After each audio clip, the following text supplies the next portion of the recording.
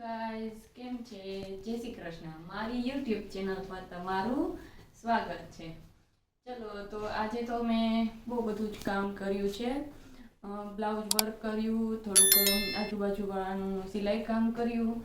તો હવે મને એવું થાય છે કે તીખી દાળ બનાવી લઉં થોડીક. તો અત્યારે સાંજે એમને પલાળવી પડે અને સવારે કોરી કરી અને એને તળશું. તો આપણે તૈયાર મળે એવી તીખી દાળ બનાવશું.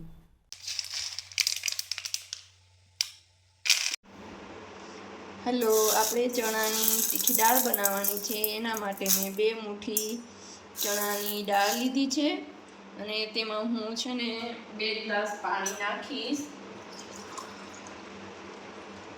પલાળવા માટે.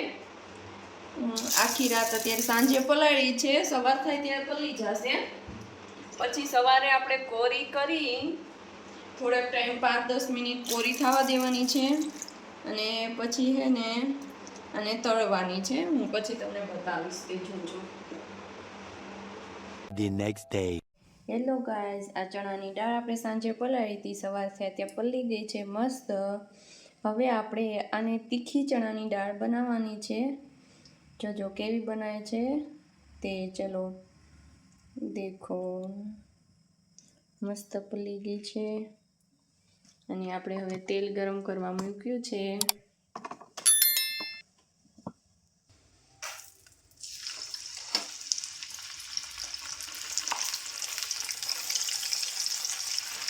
હેલો ગાઈઝ, આપણે આ ચણાની દાળ બનાવીએ છીએ, તીખી ચણાની દાળ. આપણે તૈયાર લેશું ને એવી ચણાની દાળ તીખી બનાવવાની છે, એવી થશે.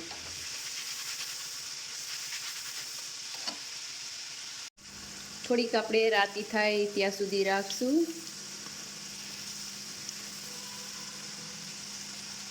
અને થોડુંક આમ થોડીક હલાવતા જઈએ એટલે થોડીક ઉપર નીચે થઈ જાય.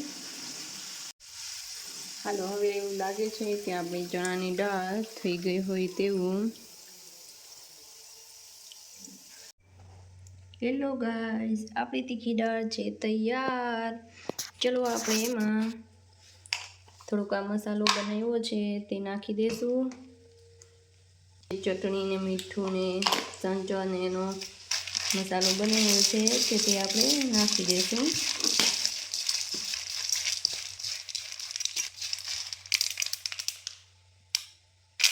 તીખી દાળ છે તૈયાર. જો